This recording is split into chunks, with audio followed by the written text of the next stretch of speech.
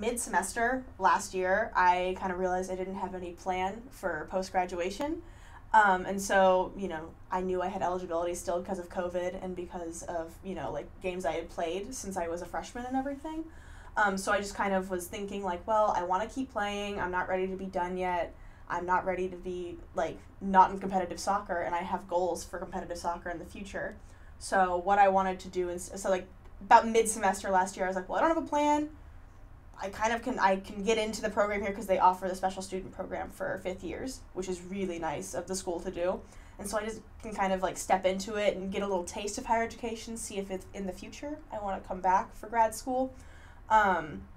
But then it kind of was still like, I don't want to go back to school. I don't want to come back. But I think ultimately like the love of soccer outweighed not wanting to come back. And now I'm happy where I'm at. I was in track in the spring, so I was kind of already in shape. I've not really had a time of the year where I'm not out of shape, but just the getting ready back to get into soccer shape kind of started when I was in June, right around the time I was playing on a WPSL team. So I just sort of, decided in June where I was like, well, I think I'm going to go back. Like all of May, I was like, I think I'm going back. I think I'm going back to Portland, going to do my fifth year, going to do 1 semester of grad school. But then, like, June was when I was like, it hit me, where I was like, okay, I need to actually get serious, like how I have in the past, about, like, getting ready for August when it comes around. As a fifth year, the kind of mentality coming into this was more like, well, I was asked by my coach if I wanted to do this, I told him no, and then I decided, and he still was okay with it, even with such a big freshman class that we had coming in. So it was more like, well, I'm coming into this, I've been asked to do this, and I've been asked to kind of take on a leadership role without truly being like a chosen leader. So coming into it being much more calm, realizing that I have a lot of experience compared to the other players in the team. Like, and that's not good or bad. It's just I've been here for 5 years now. So just kind of like realizing like, okay, I'm going to let everyone else do their thing. This is their experience. I'm here just to play. This is for them, though, because this is their, like, college. No matter what they do after college, this is their time to play. The goal afterwards, after this semester, is to hopefully move to Spain for a little bit, because I was a Spanish major, but there was a pandemic that kind of happened around, 2020, and I didn't get to go abroad because of it. So I missed out on a big part of my education for going abroad. So I want to move to a Spanish-speaking country. I was initially going to go down to Uruguay, but then I decided they don't have as many soccer teams as Spain does. So I was like, well, Spain is also a good option, and then I could travel Europe while I'm over there.